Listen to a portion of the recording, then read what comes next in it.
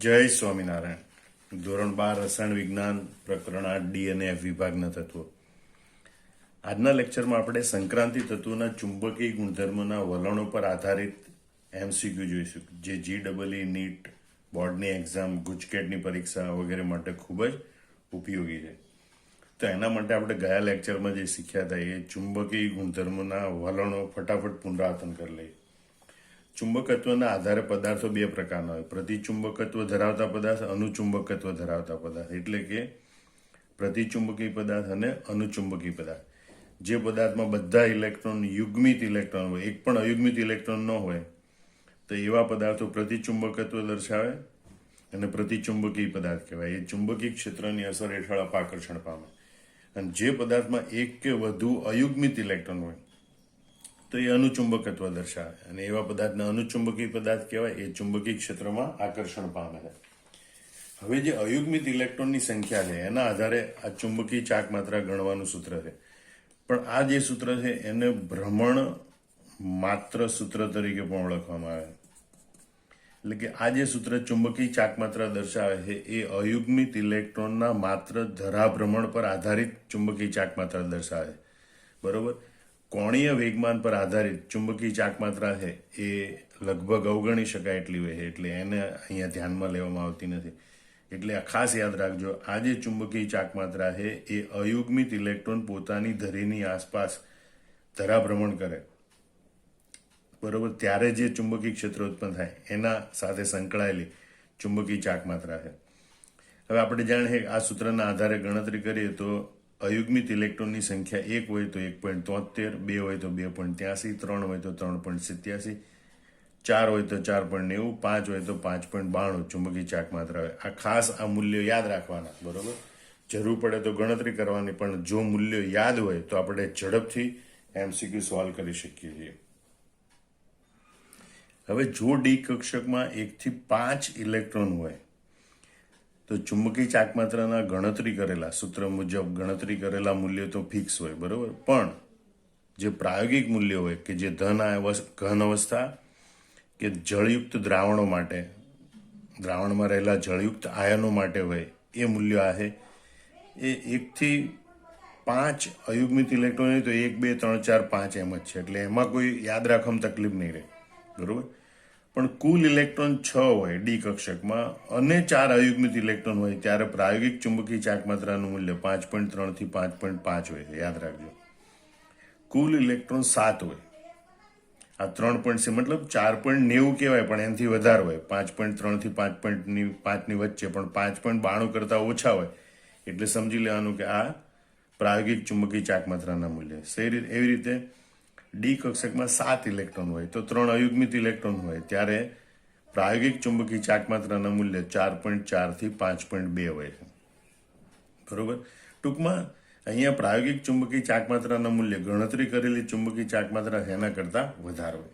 D કક્ષકમાં 8 electron હોય તો 2 અયુગ્મિત electron મળે, બરોબર. અને એટલે એની પ્રાયોગિક ચુંબકીય ચાક માત્રાનું મૂલ્ય 2.84 કરતાં વધુ, 2.9 થી 3.4 હોય છે. અને એ રીતે ડી કક્ષકમાં 9 ઇલેક્ટ્રોન હોય તો 1 અયુગ્મિત ઇલેક્ટ્રોન હોય, અને એટલે એની પ્રાયોગિક ચુંબકીય ચાક માત્રાનું મૂલ્ય 1.73 કરતાં વધુ, એટલે 1.8 થી 1.2. અને એટલે તમે જુઓ કે જ્યારે પ્રાયોગિક ચુંબકીય ચાક માત્રાનું મૂલ્ય આ સૈદ્ધાંતિક કરતાં વધારે દર્શાવે તો સમજવાનું કે 5 કરતાં વધારે ઇલેક્ટ્રોન ડી કક્ષકમાં આવેલા હોવા જોઈએ. હવે આ પ્રકારના એમસીક્યુ સોલ્વ કરવા હોય તો આ મુખ્ય 5 મુદ્દા ખાસ યાદ રાખવાના. એક તો સંક્રાંતિ તત્વો, ખાસ કરીને જે 3D શ્રેણી છે, બરોબર, સ્કીટી, વેક્રોમે, આકોનિકો, ઝિંક, એની ઇલેક્ટ્રોન રચના ખાસ યાદ કરી લેવાની, મોઢે કરી લેવાની, બરોબર. બીજું, જો કોઈ સંયોજન દર્શાયેલું હોય તો એમાં જે ધાતુ આયન હોય એની ઓક્સિડેશન અવસ્થા નક્કી કરવી, ઓક્સિડેશન આગ નક્કી કરવાના નિયમો પ્રમાણે ઓક્સિડેશન આગ નક્કી કરવાનું. માનો કે ઓક્સિડેશન અવસ્થા આપેલી હોય તો એના ઉપરથી ઇલેક્ટ્રોન રચના દર્શાવતા શીખવાનું, અને એમાં રહેલા અયુગ્મિત ઇલેક્ટ્રોનની સંખ્યા નક્કી કરવાની, અને અયુગ્મિત ઇલેક્ટ્રોનની સંખ્યા પરથી ચુંબકીય ચાક માત્રાની ગણતરી કરવાની, અથવા તો આપણે કીધું એમ હમણાં યાદ રાખી લેવાની કે ભાઈ આટલા 1 અયુગ્મિત ઇલેક્ટ્રોન હોય તો 1.73, 2 હોય તો 2.84, બરોબર.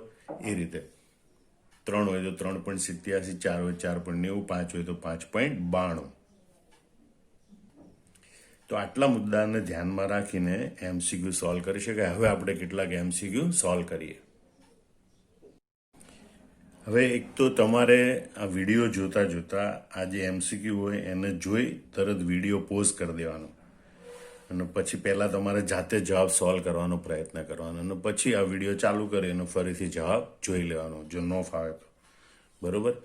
તો સૌથી પહેલાં આપણે આને સોલ્વ કરવાનો પ્રયત્ન કરીએ. ભાઈ Cr2 plus Mn2 plus Fe2 plus CO2 plus માટે ડી કક્ષકોની ઇલેક્ટ્રોન રચના D4 D5 D6 D7 છે. તો નીચેનામાંથી કયું સંકીર્ણ ઓછું અનુચુંબકીય લક્ષણ અનુચુંબકીય લક્ષણ અથવા ચુંબકીય ચાક માત્ર એ અયુગ્મિત ઇલેક્ટ્રોનની સંખ્યા પર આધાર રાખે. અયુગ્મિત ઇલેક્ટ્રોનની સંખ્યા વધારે તો ચુંબકીય ચાક માત્રા વધારે તો અનુચુંબકીય લક્ષણ વધારે. અયુગ્મિત ઇલેક્ટ્રોનની સંખ્યા ઓછી તો ચુંબકીય ચાક માત્રા ઓછી તો અનુચુંબકીય લક્ષણ ઓછું. હવે ચારેય સંયોજનો માટે આપણે જોઈએ. આ હેક્ઝા એક્વા બધા આયનો છે. એમાં જે પહેલું સંકીર્ણ આયન છે એમાં આ પાણીના અણુ છે એ તટસ્થ અણુ હોય એટલે એનો વીજભાર શૂન્ય હોય. એટલે જે સંકીર્ણ આયનનો વીજભાર છે એ આ ધાતુ આયનનો વીજભાર બનશે. બરોબર? માટે પહેલું સંકીર્ણ છે એમાં ધાતુ આયન છે એ Cr2 પ્લસ હોય છે, બીજામાં Mn2 પ્લસ, ત્રીજામાં Fe2 પ્લસ અને ત્રીજામાં CO2 પ્લસ. ના દરેકની ઇલેક્ટ્રોન રચના ડી કક્ષકમાં ઇલેક્ટ્રોનની સંખ્યા આપી દીધેલી D4 D5 D6 અને D7. હવે D4 એટલે ડી કક્ષકમાં 4 ઇલેક્ટ્રોન હોય. બરોબર? આપણે આ રીતે જોઈએ કે ભાઈ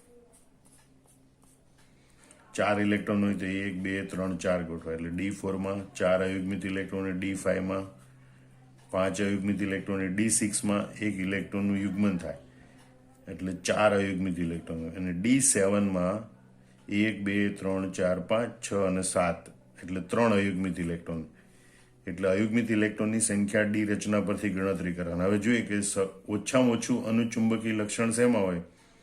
જેમાં અયુગ્મિત ઇલેક્ટ્રોનની સંખ્યા સૌથી ઓછી હોય અને સૌથી ઓછી અયુગ્મિત ઇલેક્ટ્રોનની સંખ્યા હેક્ઝા એક્વા કોબાલ્ટ 2 સંકીર્ણ આયનમાં છે. બરોબર? અને માટે આ વિકલ્પ ડી એ અહીંયા સાચો છે. આ એમસીક્યુ માટે વિકલ્પ ડી એ સાચો છે. હવે આપણે બીજો એમસીક્યુ જોઈએ. ફરીથી વિડીયો સ્ટોપ કરી એમસીક્યુ સોલ્વ કરવાનો પ્રયત્ન કરો. હવે જવાબ જો. મેંગેનીઝના એક ઓક્સાઇડની ચુંબકીય ચાક માત્રા મ્યુનું મૂલ્ય 4.9 BM હોય તો તે ઓક્સાઇડ કયો છે? એક તો તમે જુઓ ચુંબકીય ચાક માત્રા મ્યુ બરાબર 4.9 BM. એનો અર્થ થાય આપણે ઊંધી ગણતરી કરીએ તો કે ભાઈ અયુગ્મિત ઇલેક્ટ્રોનની સંખ્યા બરાબર 4 હોય. બરોબર? કારણ કે આપણે ગણતરી કરીએ કે ભાઈ અયુગ્મિત ઇલેક્ટ્રોનની સંખ્યા 4 હોય તો ચુંબકીય ચાક માત્રા 4.9 હોય. તો ચુંબકીય ચાક માત્રા 4.9 હોય તો n બરાબર 4 હોય. આની આપણે ગણતરી પણ કરી શકીએ પણ હવે એમસીક્યુ સોલ્વ કરતા હોય ત્યારે આ મૂલ્યો ઝડપથી યાદ રાખી લેવાના જેથી આપણે ઝડપથી ગણતરી કરી શકીએ. હવે આ દરેક સંયોજન છે, દરેક ઓક્સાઇડ છે એમાં જે ધાતુ આયન Mn છે એની ઓક્સિડેશન અવસ્થા કેટલી એ આપણે ગણીએ. હવે આપણે જોઈએ પહેલા ધાતુના ઓક્સાઇડ MnO ઓક્સિજનનો વીજભાર -2 એટલે Mn નો ઓક્સિડેશન આંક થાય +2 માટે Mn2 પ્લસ આયન હોય. Mn2O3 માં 3 દુ 6 ભાગ્યા 2 એટલે ઓક્સિડેશન આંક +3. અહીંયા 7 દુ 14 ભાગ્યા 2 એટલે 7 એટલે Mn નો ઓક્સિડેશન આંક 7 અને MnO2 2 દુ 4 -4 તો આ +4 હોય માટે Mn4 પ્લસ. હવે આ દરેકમાં ઇલેક્ટ્રોનની સંખ્યા કેટલી તો એના માટે આપણે Mn નો પરમાણુ ક્રમાંક જોઈએ 25 એની ઇલેક્ટ્રોનના આર્ગોન કમ્પ્લીટ 3d5 4s2 એટલે ટોટલ કેટલા ઇલેક્ટ્રોન 7 ઇલેક્ટ્રોન. હવે Mn2 પ્લસમાં 2 ઇલેક્ટ્રોન દૂર થયેલા હોય. આ 2 ઇલેક્ટ્રોન 4s કક્ષકના જાય એટલે ડી કક્ષકમાં 5 ઇલેક્ટ્રોન હોય. Mn3 પ્લસ એમાં 2 ને 3 ઇલેક્ટ્રોન ગયેલા હોય એટલે આમાં 2 ઇલેક્ટ્રોન 4s ના 1 ઇલેક્ટ્રોન ડી કક્ષકનું એટલે d4 ઇલેક્ટ્રોન હોય. બરોબર? d4 ઇલેક્ટ્રોન રચના હોય. Mn7 પ્લસ એમાં સાથે 7 ઇલેક્ટ્રોન દૂર થાય એટલે d0 ઇલેક્ટ્રોન રચના હોય અને Mn4 પ્લસ એમાં 2 આમાંથી 4 ઇલેક્ટ્રોન દૂર થયેલા હોય એટલે 5 માંથી 2 જાય તો d3 ઇલેક્ટ્રોન રચના હોય. બરોબર? હવે ડી કક્ષકમાં 5 ઇલેક્ટ્રોન ગોઠવાયેલા હોય તો 5 એ 5 અયુગ્મિત ઇલેક્ટ્રોન હોય એટલે અયુગ્મિત ઇલેક્ટ્રોનની સંખ્યા 5, 4 ગોઠવાયેલા હોય તો 4 અયુગ્મિત ઇલેક્ટ્રોન, આમાં 0 અયુગ્મિત ઇલેક્ટ્રોન, આમાં 3 અયુગ્મિત ઇલેક્ટ્રોન. આપણે જોયું ભાઈ અયુગ્મિત ઇલેક્ટ્રોનની સંખ્યા 4 હોય તો ચુંબકીય ચાકમાત્રા 4.9 હોય. એનો મતલબ કે ચુંબકીય ચાકમાત્રા 4.9 હોય તો અયુગ્મિત ઇલેક્ટ્રોનની સંખ્યા 4 હોય અને એવું સંયોજન Mn2O3 હોય. Mn2O3 વિકલ્પ બી માં છે અને માટે અહીંયા વિકલ્પ બી એ સાચો છે. ત્રીજો MCQ જોઈએ કે ભાઈ ધરા ભ્રમણ પર આધારિત ચુંબકીય ચાકમાત્રાનું મૂલ્ય નીચેના પૈકી કયા સૂત્ર દ્વારા શોધી શકાય. આ એક હકીકતમાં ગણિતીય પ્રશ્ન કે કોયડો હોય ને એ પ્રકારનો પ્રશ્ન છે. તો પહેલા આપણે જોઈએ કે ભાઈ ચુંબકીય ચાકમાત્રા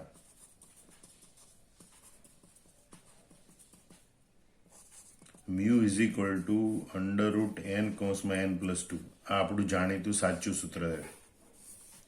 બરોબર. હવે એનું સાદુરૂપ આપીએ તો આપણે n ગુણ્યા n એટલે n² અને +2n એટલે √n² + 2n હોય સાદુરૂપ આપીએ તો. હવે આપણે દરેક વિકલ્પનું સાદુરૂપ આપતા જઈએ, જેનું સાદુરૂપ આને મળતું આવતું હોય એ વિકલ્પ સાચો. તો પહેલા આપણે એ વિકલ્પ જોઈએ √n(n+1) is equal two √n² + n. બરોબર. એ આ વિકલ્પને બરોબર નથી અને માટે આ વિકલ્પ આવતો નથી એટલે એ વિકલ્પ આના માટે ખોટો છે. બીજું આપણે જોઈએ √n+1² - 1².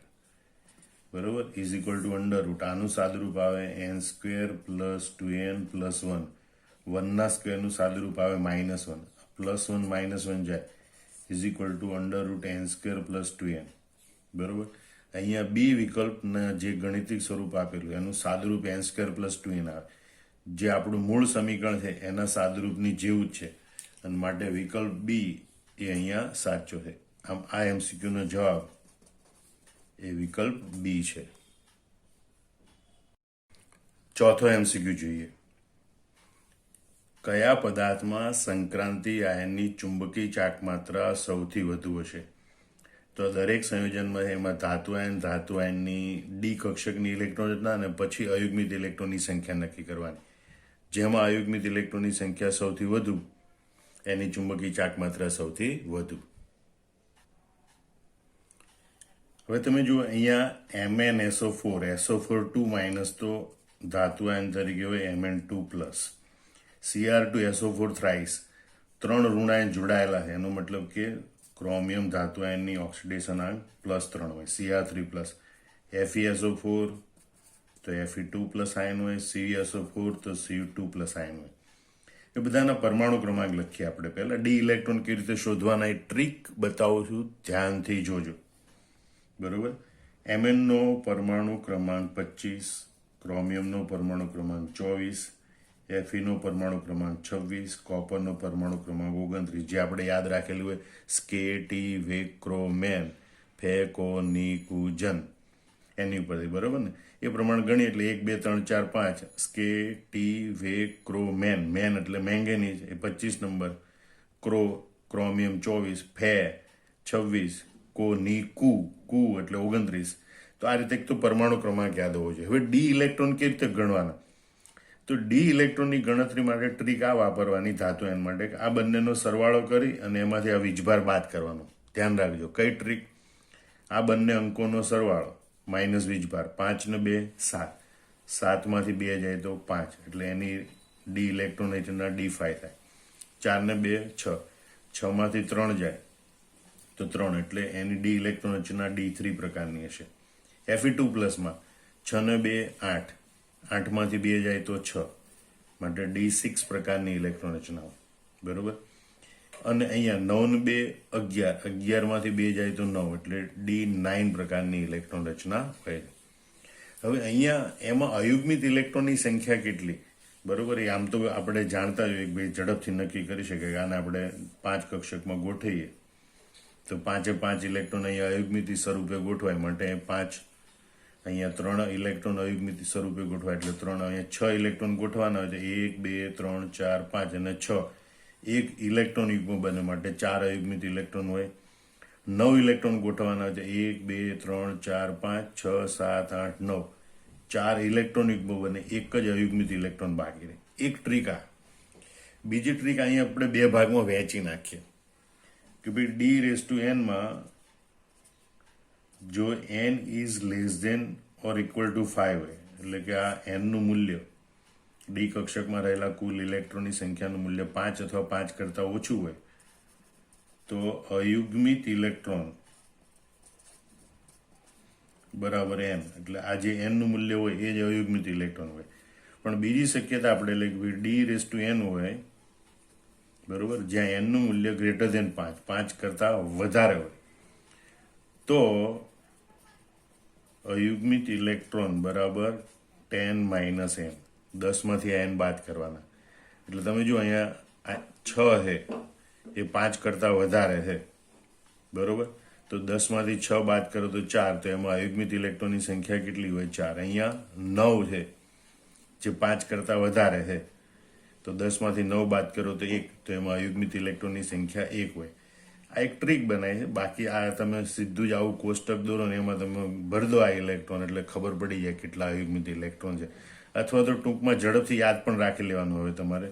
d0, d1, d2, d3, d4, d5 વચ્ચે મૂકવાના, પછી પાછું ત્યાંથી આવવાનું d6, d7, d8, d9 અને d10. તો આ જે d0, d10 છે એમાં 0 અયુગ્મિત ઇલેક્ટ્રોન, d1 અને 9 એમાં 1 અયુગ્મિત ઇલેક્ટ્રોન, d2 અને d8 એમાં 2 અયુગ્મિત ઇલેક્ટ્રોન, d3 અને d7 એમાં 3 અયુગ્મિત ઇલેક્ટ્રોન, d4 બરોબર, આનું ટોટલ 10 થવું જોઈએ, 9 ને 1 10 બરોબર, તો એમાં 1 ઇલેક્ટ્રોન, 8 ને 2 10 તો એમાં 2 ઇલેક્ટ્રોન, 7 ને 3 10 તો એમાં 3 ઇલેક્ટ્રોન. 7માં કેટલા ઉમેરીએ તો 10 થાય. બીજું 6 ને 4 10 તો 4 અયુગ્મિત ઇલેક્ટ્રોન, મતલબ આ 6 માં કેટલા ઉમેરીએ તો 10 થાય, 4 ઉમેરીએ તો 4 અયુગ્મિત, 9 માં કેટલા ઉમેરીએ તો 10 થાય, 1 ઉમેરીએ તો એમાં 1. ટૂંકમાં ડી ઇલેક્ટ્રોન છે એના ઉપરથી અયુગ્મિત ઇલેક્ટ્રોનની સંખ્યા શોધતા શીખવાનું. તમને જે રીતે યોગ્ય લાગે એ રીતે, પણ ઝડપથી એ સંખ્યા શોધતા શીખવાનું. હવે બહુ સહેલો જવાબ થઈ ગયો કે ભાઈ ચુંબકી ચાકમાત્ર સૌથી વધુ કોની હશે? તો શેમાં સૌથી વધારે અયુગ્મિત ઇલેક્ટ્રોન છે? 5 સૌથી વધારે અયુગ્મિત ઇલેક્ટ્રોન છે MnSO4 માં, અને માટે અહીંયા વિકલ્પ એ MnSO4 એ સાચો છે કે ભાઈ MnSO4 છે એના સંક્રાંતિ આયનની ચુંબકી ચાકમાત્રા સૌથી વધુ હશે. 5મો MCQ જોઈએ. નીચેના પૈકી કયું સંયોજન પ્રતિચુંબકીય છે? Cu2Cl2, NiCl2, FeCl3, CuCl2. હવે પ્રતિચુંબકીય હોય એનો મતલબ કે એમાં એક પણ અયુગ્મિત ઇલેક્ટ્રોન નથી, અથવા એમ કે બધા જ ઇલેક્ટ્રોન યુગ્મિત છે, મતલબ કે ડી કક્ષક સંપૂર્ણ ભરાયેલી હોવી જોઈએ. હવે આ સંયોજન છે તો એમાં રહેલા ધાતુ આયન આપણે જોઈએ. Cu2Cl2 બરોબર, એમાં ધાતુ આયનનો 2 Cl- 2 ભાગ્યા 2 એટલે 1, એટલે કોપરનો ઓક્સિડેશન આંક +1 હોય. 2 Cl- એટલે Ni2+, એટલે Ni નો ઓક્સિડેશન આંક 2+ હોય. Cl3 તો Fe નો ઓક્સિડેશન આંક 3+ હોય. Cu નો ઓક્સિડેશન આંક +2 હોય. બરાબર, આમ થાય આપણે ઓક્સિડેશન રેડોક્સ પ્રક્રિયામાં ઓક્સિડેશન આંક શોધતા શીખી ગયા. એના આધારે ઓક્સિડેશન આંકની ગણતરી પણ તમે કરી શકો. હવે હમણાં કીધું એમ આના પરથી આપણે શેની ગણતરી કરવાની હોય? D electron. એના પરથી અયુગ્મિત ઇલેક્ટ્રોન એની ગણતરી કરવાની હોય બરોબર. ડી ઇલેક્ટ્રોન માટે આપણે પરમાણુ ક્રમાંક જોઈ લેવાનો. કોપર તો કે 29, nickel 28, Fe 26, copper 29. D electron, ડીમાં કેટલા ઇલેક્ટ્રોન? 9 ને 2 11, 11 માંથી 1 જાય તો 10, ડી 10. 8 ને 2 10, 10 માંથી 2 જાય તો 8, ડી 8. 6 ને 2 8, 8 માંથી 3 જાય તો 5 બરોબર, તો ડી 5. 9 ને 2 11, 11 માંથી 2 જાય તો 9, એટલે ડી 9 બરોબર. હવે અયુગ્મિત ઇલેક્ટ્રોનની સંખ્યા તો 5 કરતા વધારે હોય તો એને 10 માંથી બાદ કરવાનું. 10 માંથી 10 જાય તો 0, 10 માંથી 8 જાય તો 2, આ 5 છે તો 5, અને 10 માંથી 9 જાય તો 1. હવે તમે જો પ્રતિચુંબકી ક્યારે હોય? અયુગ્મિત ઇલેક્ટ્રોનની સંખ્યા 0 હોય ત્યારે, બધા જ યુગ્મિત ઇલેક્ટ્રોન હોય ત્યારે, અને એવું આપણને જોવા મળે વિકલ્પ એમાં બરોબર. માટે એમ કહે છે કે ભાઈ CuCl2 વિકલ્પ એમાં રહેલો Cu2Cl2 એ પ્રતિચુંબકીય છે. કારણ કે એમાં અયુગ્મિત ઇલેક્ટ્રોનની સંખ્યા n બરાબર 0 માટે એના માટે મ્યુ બરાબર પણ 0 હોય, ચુંબકીય ચાક માત્રા પણ 0, માટે CuCl2 એ પ્રતિચુંબકીય. આ એમસીક્યુમાં વિકલ્પ એ સાચો છે. એમસીક્યુ નંબર 6 જોઈએ. Cr3 પ્લસ Mn2 પ્લસ અને Fe3 પ્લસની સૈદ્ધાંતિક ચુંબકીય ચાક માત્રા અનુક્રમે x, y, z, bm એકમમાં હોય તો તેમનો સાચો ક્રમ શું? આ સૈદ્ધાંતિક ચુંબકીય ચાક માત્રાનો સાચો ક્રમ કયો? તો Cr3 પ્લસ માટે x છે, Mn2 પ્લસ માટે y છે અને Fe3 પ્લસ માટે z છે, અને એ એમાં રહેલા અયુગ્મિત ઇલેક્ટ્રોનની સંખ્યા પર આધાર રાખે. હવે આપણે પહેલા પરમાણુ ક્રમાંક એટલે ક્રોમિયમનો પરમાણુ ક્રમાંક 24, મેંગેનીઝનો પરમાણુ ક્રમાંક 25, Feનો પરમાણુ ક્રમાંક 26. હવે એમાં ડી ઇલેક્ટ્રોનની સંખ્યા લઈએ. બરોબર, 4 ને 2 6, 6 માંથી 3 જાય તો 3 એટલે D3 ઇલેક્ટ્રોન. 5 ને 2 7, 7 માંથી 2 જાય તો D5. અને અહીંયા 6 ને 2 8, 8 માંથી 3 જાય તો 5 એટલે D5 ઇલેક્ટ્રોન રચના થઈ. હવે એમાં અયુગ્મિત ઇલેક્ટ્રોન તો D3 છે એટલે 3 અયુગ્મિત ઇલેક્ટ્રોન, D5 એટલે એમાં 5 5 અયુગ્મિત ઇલેક્ટ્રોન. એક્સમાં એક્સ ચુંબકીય ચાક માત્રા છે 3 ઇલેક્ટ્રોન પર આધારિત હોય, માટે એની ચુંબકીય ચાક માત્રા સૌથી ઓછી હોય, આ બંનેની સરખી હોય. એટલે કે એક્સની ચુંબકીય ચાક માત્રા વાય અને ઝેડ કરતાં ઓછી છે, પણ વાય અને ઝેડની ચુંબકીય ચાક માત્રા સરખી છે. અને આ પ્રકારની ઘટના વિકલ્પ સીમાં જોવા મળે છે, અને માટે અહીંયા વિકલ્પ સી એ સાચો છે. હવે આપણે જોઈએ MCQ 7 કે ભાઈ 55 પરમાણુ ભાર ધરાવતા તત્વના એક આયન M4+ માં 30 ન્યુટ્રોન રહેલા છે, તો તેની ચુંબકીય ચાક માત્રા ગણો. અહીંયા આપણને થોડુંક પૂર્વજ્ઞાન ધોરણ 11નું પરમાણુ ભાર, ન્યુટ્રોનની સંખ્યા, પ્રોટોનની સંખ્યા, પરમાણુ ક્રમાંક, બરોબર, એના જ્ઞાનનો ઉપયોગ કરવાનો છે. તો આપણે જે ભાઈ પરમાણુ ક્રમાંક Z બરાબર A - N, બરોબર, કારણ કે પરમાણુ ભાર બરાબર Z પ્લસ N હોય તો Z ને સૂત્રનો કરતા બનાવો તો Z બરાબર A - N. હવે એ એટલે પરમાણુ ભાર કેટલો છે? 55 માઇનસ N એટલે ન્યુટ્રોનની સંખ્યા કેટલી છે અહીંયા? 30, બરોબર, ઇઝ ઇક્વલ ટુ 25, માટે પરમાણુ ક્રમાંક 25 છે. એટલે કે પરમાણુ ક્રમાંક 25 ધરાવતું તત્વ Mn છે અને તે M4+ આયન સ્વરૂપે છે, બરોબર. એટલે કે Mn નો ઓક્સિડેશન આંક +4 છે. તો હવે આપણે જોઈએ Mn4+, એનો પરમાણુ ક્રમાંક 25, Mn4+ ની ઇલેક્ટ્રોન રચના. તો આર્ગોન કમ્પ્લીટ 3D કક્ષકમાં કેટલા ઇલેક્ટ્રોન હોય તો આપણે ગણતરી કરતા શીખી ગયા. 5 ને 2 7, 7 માંથી 4 જાય તો 3, એટલે 3D કક્ષકમાં 3 ઇલેક્ટ્રોન હોય. અને માટે અયુગ્મિત ઇલેક્ટ્રોનની સંખ્યા કેટલી? કારણ કે ડી કક્ષકમાં 3 ઇલેક્ટ્રોન ગોઠવાય તો એ 3 એ 3 અયુગ્મિત સ્વરૂપે ગોઠવાય. એટલે કે અયુગ્મિત ઇલેક્ટ્રોનની સંખ્યા n બરાબર 3, બરોબર. તો મ્યુ બરાબર 3 થી શરૂ કરીને એટલે કે 3.87.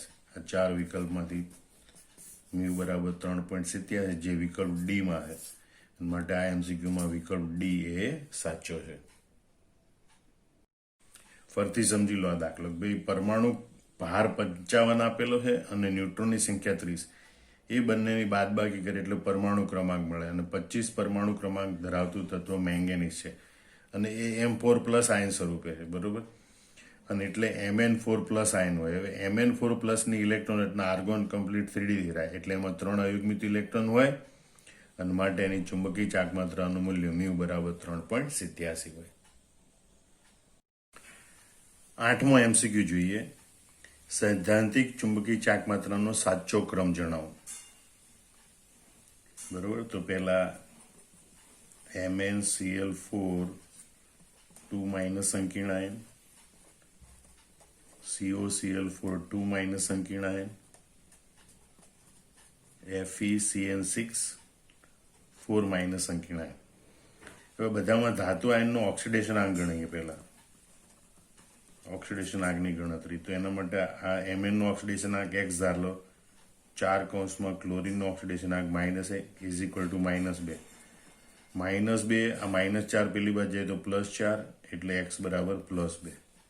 એ રીતે અહીંયા પણ x + 4 કૌંસમાં -1 ઇઝ ઇક્વલ ટુ -2 માટે x બરાબર +2. અહીંયા x + 6 કૌંસમાં Cn નો ઓક્સિડેશન આંક પણ માઇનસ હોય, Cn માઇનસ હોય એટલે ઇઝ ઇક્વલ ટુ -4. -6 પેલી બાજુ જાય તો +6, -4 + 6 એટલે x ઇઝ ઇક્વલ ટુ +2.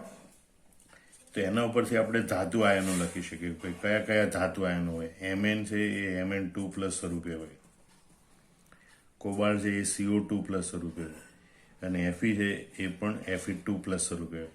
હવે તમે જુઓ Mn નો પરમાણુ ક્રમાંક 25, કોબાલ્ટનો પરમાણુ ક્રમાંક 27, Fe નો પરમાણુ ક્રમાંક 26.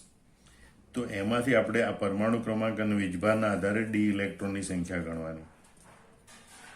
બરોબર, 5 ને 2 7, 7 માંથી 2 જાય તો 5 એટલે D5 રચના હોય. 7 ને 2 9, 9 માંથી 2 જાય તો 7 એટલે D7 ઇલેક્ટ્રોન રચના હોય. અને 6 ને 2 8, 8 માંથી 2 જાય તો 6 એટલે D6 ઇલેક્ટ્રોન રચના હોય. એમાંથી તમારે અયુગ્મિત ઇલેક્ટ્રોન ગણવાના. 5 છે તો અયુગ્મિત ઇલેક્ટ્રોનની સંખ્યા 5 હોય. અહીંયા 5 કરતા વધારે હોય તેને 10 માંથી બાદ કરવાના. 10 માંથી 7 જાય તો 3, 10 માંથી 6 જાય તો 4 એટલે અહીંયા અયુગ્મિત ઇલેક્ટ્રોનની સંખ્યા 4 છે. જેમ અયુગ્મિત ઇલેક્ટ્રોનની સંખ્યા વધારે હોય એમ ચુંબકીય ચાક માત્રા વધારે હોય. એનો મતલબ જોઈએ તો અયુગ્મિત ઇલેક્ટ્રોનની સંખ્યા સૌથી વધારે MnCl4-